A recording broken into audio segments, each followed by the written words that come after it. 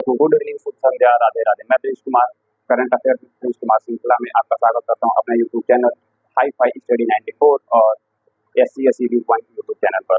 जैसा कि दोस्तों आप सभी को पता है, उत्तर प्रदेश लोक सेवा आयोग के द्वारा आयोजित की जाने वाली परीक्षा TCS और समीक्षा अधिकारी सहायक समीक्षा अधिकारी परीक्षा को ध्यान में रखते हुए करंट अफेयर्स की श्रृंखला शुरू की गई है। करंट अफेयर श्रृंखला के अंतर्गत हम प्रतिदिन आपको उत्तर प्रदेश विभिन्न आयोग के द्वारा आयोजित किसी भी प्रतियोगी परीक्षा में जो महत्वपूर्ण करंट अफेयर्स पूछ सकते हैं उनको आपके सामने उपलब्ध करा रहे हैं।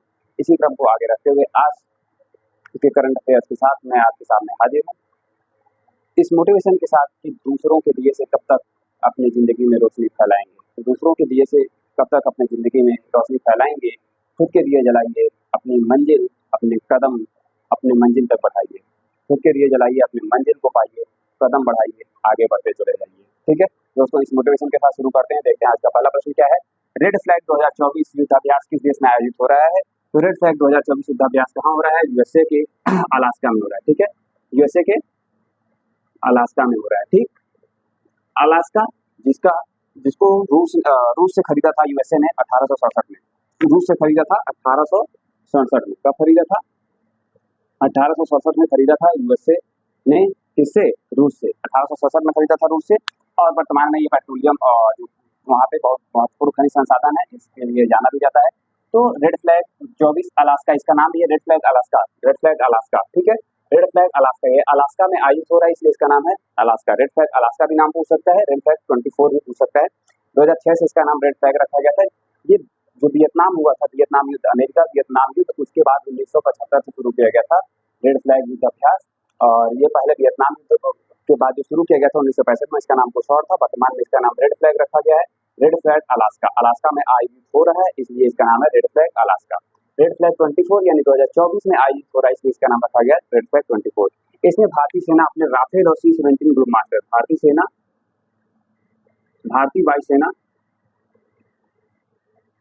वायुसेना राफेल और C-17 ग्लोब मास्टर के साथ पहुंच चुकी है।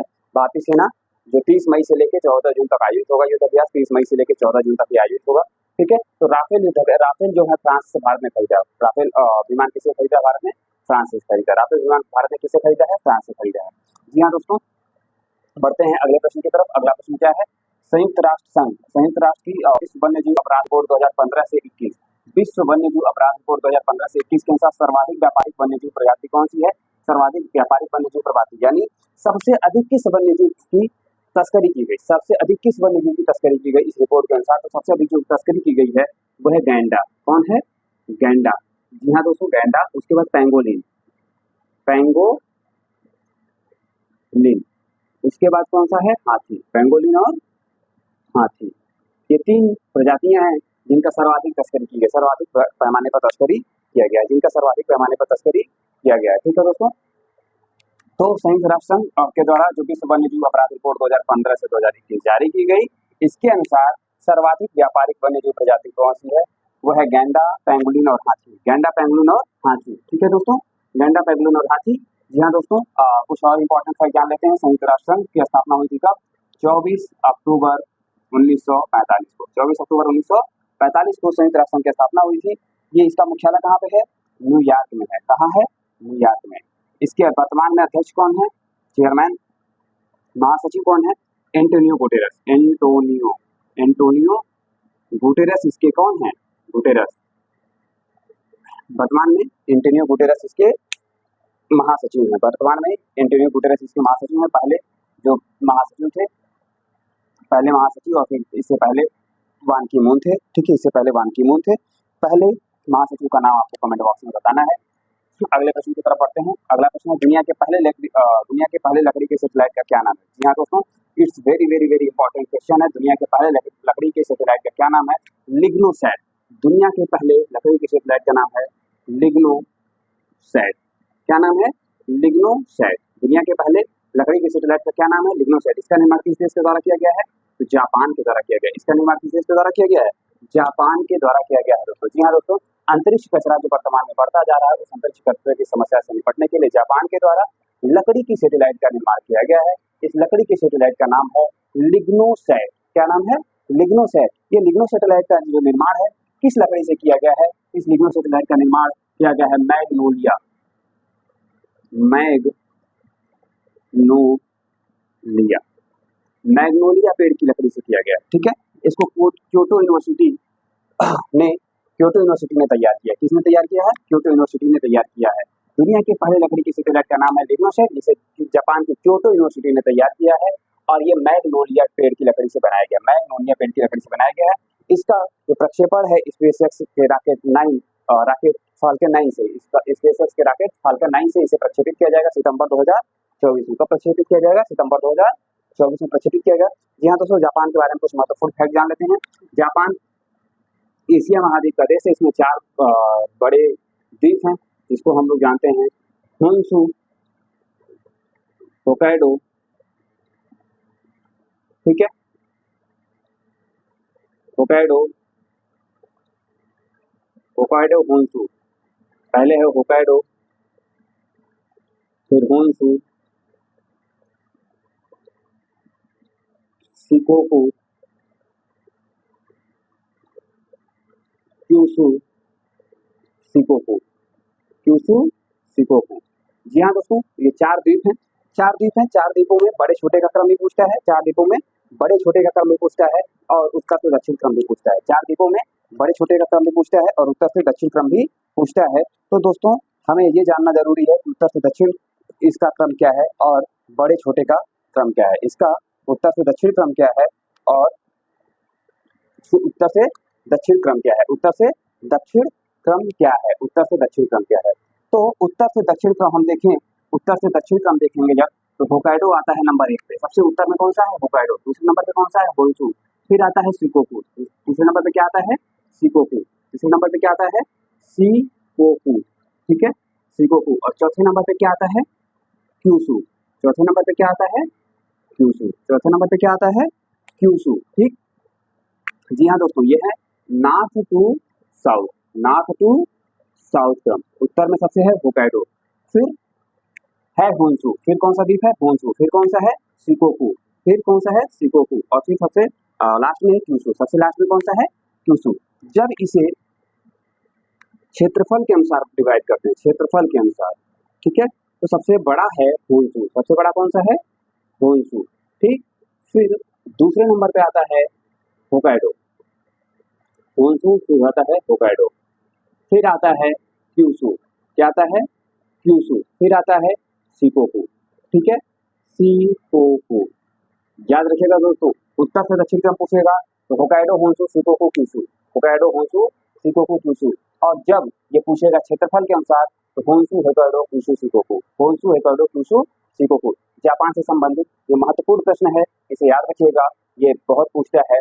होन्शु द्वीप सबसे बड़ा द्वीप है। होन्शु पे ही क्योटो है, जापान की राजधानी। जापान की राजधानी टोक्यो होन्शु पे ही है। क्योटो जो यूनिवर्सिटी है, क्योटो और वाराणसी को जुड़वा राजधानियां बनाई गई, क्योटो और वाराणसी को जुड़वा शहर बनाया गया है। वाराणसी का जो विकास है इस समय हो रहा है वो क्योटो के तर्ज पे ही हो रहा है। होक्काइडो और होन्शु के बीच में है एक जलसंधि, जिसे हम लोग जानते हैं किस जलसंधि के नाम से? होन्शु और होक्काइडो के बीच में जो जलसंधि है उसे हम जानते हैं, होन्शु और होक्काइडो के बीच में जो जलसंधि है उसे हम जानते हैं सुगारू जलसंधि से। कौन सी जलसंधि से? सुगारू, सुगारू जलसंधि, ठीक है, सुगारू जलसंधि होन्शु और होक्काइडो के बीच में है। ठीक है दोस्तों, तो बढ़ते हैं अब आज के अगले प्रश्न की तरफ। अगला प्रश्न क्या कह रहा है? विश्व तंबाकू निषेध दिवस। विश्व तंबाकू निषेध दिवस, विश्व तंबाकू निषेध दिवस कब मनाया जाता है? तो 31 मई को मनाया जाता है। कब मनाया जाता है? 31 मई को मनाया जाता है प्रतिवर्ष। यूनाइटेड नेशन के द्वारा विश्व तंबाकू निषेध दिवस मनाए जाने की घोषणा जो गई थी 31 मई को की गई थी। ये WHO के तत्वाधान में मनाया जाता है, क्योंकि तंबाकू इस समय सबसे खतरनाक जो है खाद्य पदार्थ बन गया है, खाने वाले नशे वाले सामान में आ रहा है।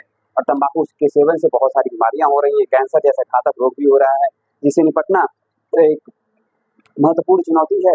साथ में ही अगर किसी को कैंसर हो जा रहा है तो उसका जीवन बहुत कम है कि बचाया जा सके, बहुत कम ही संभव है कि बचाया जा सके। अगर बचता भी है तो बहुत अधिक आर्थिक व्यय होता है। तो उस आर्थिक व्यय और बहुत सारी स्वास्थ्य समस्याओं से बचने के लिए 31 मई को, प्रतिवर्ष 31 मई को विश्व तंबाकू निषेध दिवस मनाया जाता है। इसकी थीम क्या है? बच्चों को,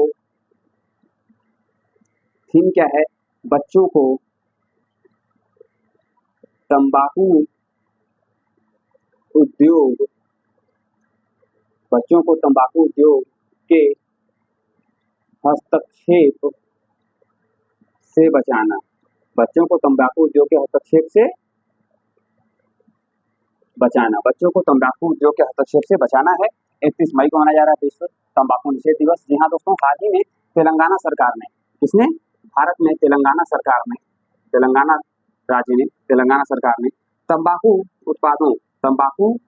उत्पादों की बिक्री पर, तंबाकू उत्पादों की बिक्री पर निषेध लगा दिया है। ठीक है, बिक्री पर निषेध लगा दिया है। ठीक, ये दोस्तों याद रखिएगा, तंबाकू उत्पादों के बिक्री पर निषेध किस राज्य के द्वारा लगाया गया? तेलंगाना के द्वारा लगाया गया है, तेलंगाना के द्वारा लगाया गया। जी हाँ दोस्तों, बढ़ते हैं अगले प्रश्न की तरफ। टाइम पत्रिका के 100 प्रभावशाली कंपनियों की लिस्ट में कितनी भारतीय कंपनियों को शामिल किया गया है? तो वहाँ 3 भारतीय कंपनियां। कितनी भारतीय कंपनियां हैं? 3। टाइम पत्रिका अमेरिका की पत्रिका है जिसके द्वारा 100 प्रभावशाली कंपनियों की लिस्ट प्रतिवर्ष जारी की जाती है विभिन्न श्रेणियों के अंतर्गत, जिसमें टाइटन्स की श्रेणी और पायनियर्स की श्रेणी में भारत की कंपनियों को शामिल किया गया है। पहले नंबर पे है Reliance India limited, Reliance India limited. दूसरे नंबर पे है टाटा, दूसरे नंबर पे क्या है? टाटा। और तीसरे नंबर पे क्या है? Serum institute, serum. ठीक है, serum institute of India, serum institute of India दुनिया की सबसे बड़ी वैक्सीन निर्माता कंपनी है, दुनिया की सबसे बड़ी वैक्सीन निर्माता कंपनी है सीरम इंस्टीट्यूट ऑफ इंडिया। इसे टाइम पत्रिका की पायनियर्स की श्रेणी में शामिल किया गया, पायनियर्स, पायनियर्स की श्रेणी में शामिल किया गया। फिर रिलायंस और टाटा को किसमें शामिल किया गया है? टाइटन्स की श्रेणी में। किसमें? टाइटन्स की श्रेणी में शामिल किया गया रिलायंस और टाटा को। रिलायंस और टाटा को किसमें शामिल किया गया है? टाइटन्स की श्रेणी में किया गया है। जबकि रिलायंस इंडिया लिमिटेड को इंडियाज जगरनॉट की श्रेणी में रखा गया है, इंडियाज जगरनॉट, इंडियाज जगरनॉट की श्रेणी में रखा गया है। किसको? रिलायंस इंडिया लिमिटेड को। रिलायंस इंडिया लिमिटेड को किस श्रेणी में रखा गया है? इंडियाज जगरनॉट की श्रेणी में रखा गया है, इंडिया जगरनॉट की श्रेणी में रखा गया है। टाइम पत्रिका के 100 प्रभावशाली कंपनियों की लिस्ट में Reliance India limited, Tata, serum institute of India शामिल है। इसमें Reliance India limited India juggernaut में है और इंडिया जगरनॉट कहा गया है, रिलायंस इंडिया को इंडिया जगरनॉट कहा गया है। बढ़ते हैं अगले प्रश्न की तरफ। Digital India platform, digital intelligence platform किस विभाग के द्वारा जारी किया गया है? तो दूरसंचार विभाग के द्वारा जारी किया गया है। किस संचार के? दूरसंचार विभाग के द्वारा जारी किया गया है, दूरसंचार विभाग के द्वारा जारी किया गया है डिजिटल इंटेलिजेंस प्लेटफॉर्म। ये साइबर अपराधों की रोकथाम के लिए, साइबर अपराध जो वर्तमान में डिजिटल बैंकिंग, डिजिटलीकरण के कारण भारत के डिजिटलीकरण के प्रोसेस के कारण जो डिजिटल अपराध बढ़े हैं, साइबर अपराध बढ़ गए हैं, इन साइबर अपराधों को रोकथाम करने के लिए डिजिटल इंडिया प्लेटफॉर्म जारी किया गया था दूरसंचार विभाग के द्वारा। और साथ में ही संचार साथी पोर्टल पर भी, संचार साथी पोर्टल पर भी एक चक्षु सुविधा जारी की गई है जो भारतीय नागरिकों के लिए, चक्षु सुविधा।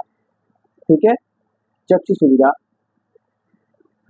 जारी की गई है, चक्षु सुविधा, जिसके माध्यम से भारतीय नागरिक जो है, भारत के नागरिक अपनी आसपास जो सरकारी सेवाएं उपलब्ध कराई जा रही है उनकी निगरानी कर सकते हैं, उनकी गुणवत्ता की मॉनिटरिंग कर सकते हैं। ठीक है दोस्तों, डिजिटल इंडिया प्लेटफॉर्म किस विभाग के द्वारा किया गया? दूरसंचार विभाग के द्वारा जारी किया गया है। ठीक है, राष्ट्रीय युवा संसद महोत्सव 2024 की थीम क्या है?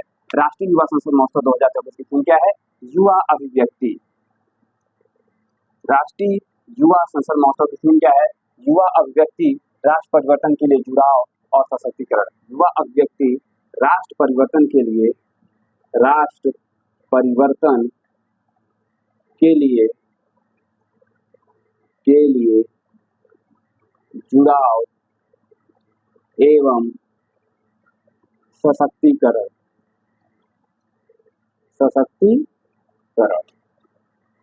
युवा अभिव्यक्ति राष्ट्र परिवर्तन के लिए जुड़ाव एवं सशक्तिकरण, ये फरवरी से मार्च माह में आयोजित किया गया था राष्ट्रीय युवा संसद महोत्सव। राष्ट्रीय युवा संसद महोत्सव 2024 फरवरी से मार्च में आयोजित किया गया था। इसकी थीम क्या है? इसकी थीम है युवा अभिव्यक्ति राष्ट्र परिवर्तन के लिए जुड़ाव और सशक्तिकरण। युवा अभिव्यक्ति राष्ट्र परिवर्तन के लिए जुड़ाव और सशक्तिकरण। इस युवा संसद महोत्सव में हरियाणा के यतिन भास्कर को पहला पुरस्कार दिया गया। किसको? हरियाणा के यतिन भास्कर, हरियाणा के यतिन भास्कर को फर्स्ट प्राइज दिया गया। ठीक है, पहला पुरस्कार। ठीक, हरियाणा के यतिन भास्कर को पहला पुरस्कार दिया गया है। ठीक है, अब चलते हैं दोस्तों अगले प्रश्न की तरफ। हाल ही में किस देश ने ब्रिक्स में शामिल होने की घोषणा की है? BRICS, BRICS.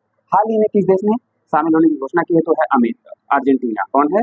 Argentina.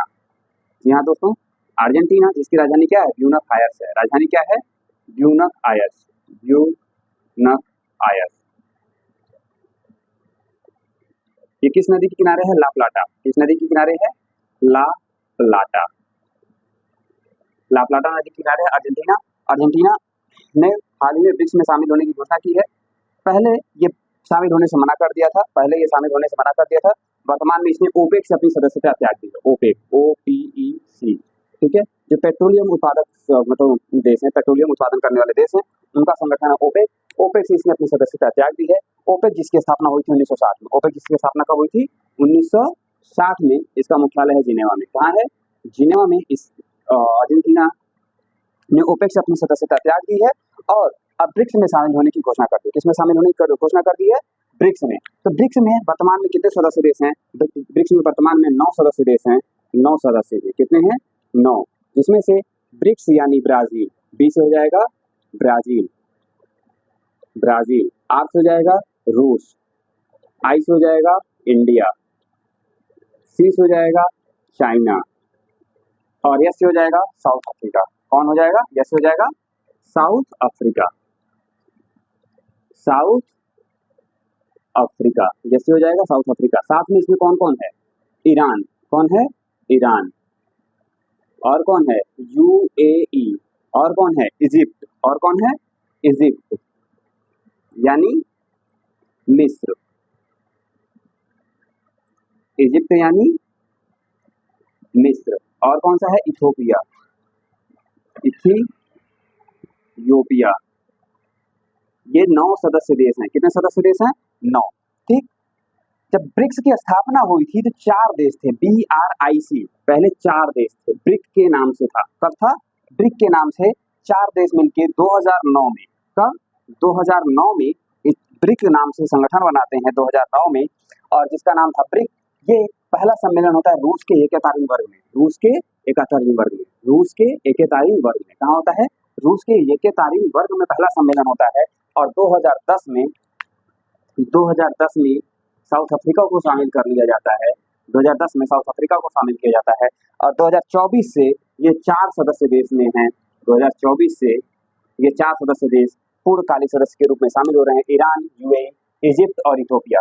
Iran, UAE, Egypt और इथोपिया, ये 4 सदस्य देश शामिल हो रहे हैं 2024 से। 2023 में इसकी घोषणा हुई थी। ईरान, UAE, इजिप्ट और इथोपिया। इससे पहले अर्जेंटीना को भी शामिल करने की घोषणा की थी, लेकिन अर्जेंटीना ने शामिल होने से मना कर दिया था। इसलिए 2024 में अर्जेंटीना एक पूर्णकालिक सदस्य देश रूप में शामिल नहीं हो सका है। ब्राजील, रूस, इंडिया, चाइना मिलकर ब्रिक की स्थापना करते हैं 2009 में। पहला सम्मेलन होता है 41वें वर्ग में।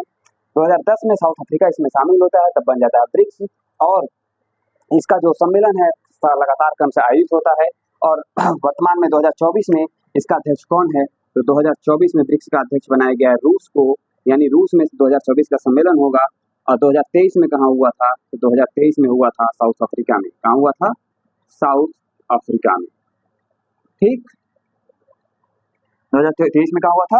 साउथ अफ्रीका में हुआ था। 2024 में कहाँ होगा? 2024 में हुआ था होगा रूस में। 2024 में कहाँ होगा? रूस में होगा। और जो ब्रिक्स है ये किसके दिमाग की उपज है? ब्रिक्स किसके दिमाग की उपज है? तो एक अर्थशास्त्री हैं जिम ओ नील। जिम ओ नील के दिमाग की उपज है। जिम ओ नील ने विश्व की उभरती हुई अर्थव्यवस्थाओं को, उभरती हुई यानी जो अर्थव्यवस्था विकासशील अर्थव्यवस्था है और जो दुनिया में अपनी महत्वपूर्ण पहचान बना सकती है आने वाले भविष्य के आने वाले समय में, उनको ब्रिक यानी एक ईंट के पत्थर के ईंट से जोड़ा गया था कि इनसे एक मजबूत देश का, मजबूत विश्व का निर्माण होगा इनके सहयोग से। और उसी की परिकल्पना को साकार करते हुए 2009 में ब्रिक की स्थापना होती है। 41वें वर्ग में पहला सम्मेलन होता है। 2010 में साउथ अफ्रीका इसमें शामिल होता है। फिर उसके बाद इसमें 2024 में पूर्णकालिक सदस्य देश के रूप में ईरान, UAE, इजिप्ट और इथोपिया को शामिल किया जाता है। तो दोस्तों आज के करंट अफेयर्स में बस इतना ही। मिलते हैं कल एक बार फिर से नई वीडियो में। तब तक के लिए थैंक यू, धन्यवाद। चैनल को लाइक, शेयर, सब्सक्राइब करना ना भूलें। करंट अफेयर के साथ जुड़े रहें, लगातार पढ़ते रहें। परीक्षाओं की डेट बहुत जल्द ही कैलेंडर आयोग के द्वारा जारी कर दिया जाएगा, इस उम्मीद के साथ कि हम इस बार अपनी दिए खुद जलाएंगे, दूसरे की मोमबत्ती से उजाले की प्रतीक्षा नहीं करेंगे। खुद के दिए जलाइए, अपनी मंजिल के प्रकाशित कीजिए, अपनी मंजिल की तरफ कदम बढ़ाइए अपने छोटे से प्रकाश के साथ, अपने छोटे से मेहनत और परिश्रम के साथ। थैंक यू, धन्यवाद।